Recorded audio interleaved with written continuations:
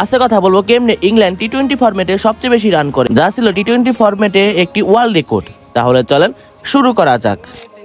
যেখানে সিরিজে দ্বিতীয় নাম্বার টি-20তে সাউথ আফ্রিকা এবং ইংল্যান্ড মুখোমুখি হয় এবং ইংল্যান্ড প্রথমে ব্যাটিং করতে আসে এবং ইংল্যান্ডের হয়ে প্রথম দিক থেকে সল্ট এবং বাটলার অনেক আক্রমণাত্মক ব্যাটিং শুরু করে, যার ফলে ইংল্যান্ড প্রথম 3 ওভার শেষে 48 রান আদায় করে নেয়। আর এরপরে জস বাটলার আরো আক্রমণ ভঙ্গিতে খেলা শুরু করে, যার ফলে সাউথ আফ্রিকা বোলাররা আরো চাপে পড়ে যায় এবং জস বাটলার মাত্র 18 বলে তার হাফ সেঞ্চুরিটা তুলে নেয়। আর ইংল্যান্ড প্রথম পাওয়ার প্লে শেষে 100টা রান আদায় করে নেয়। 50 করার পরও জস বাটলার তার আক্রমণ ভঙ্গিতেই খেলতেছিল, কিন্তু বাটলার 30 বলে 83 রান করে বিটজন ফরজনের বলে ক্যাচ আউট হয়ে যায় এবং বাটলার আউট হয়ে যাওয়ার পর সল্ট তার আক্রমণ ভঙ্গিতে খেলা শুরু করে। আর সল্ট মাত্র 19 বলে তার হাফ সেঞ্চুরিটা তুলে নেয় এবং সল্টের আক্রমণাত্মক ব্যাটিং এর ফলে ইংল্যান্ড 10 ওভার শেষে 166 রান আদায় করে নেয়, যার সাথে ভাগ বসায় অপর প্রান্তে থাকা জ্যাকব বেথেল। আর সল্ট মাত্র 39 বলে তার 100টা তুলে নেয়। আর এটাই ছিল টি-20 ইতিহাসে সবচেয়ে দ্রুততম সেঞ্চুরি। কিন্তু এরপরে 14 বলে 26 রান করে আউট হয়ে যায় জ্যাকব বেথেল এবং ইংল্যান্ড 20 ওভার শেষে 304 রান করতে পারে। আর এটাই ছিল টি-20 ইন্টারন্যাশনালে সবচেয়ে বেশি রান করার একটি রেকর্ড,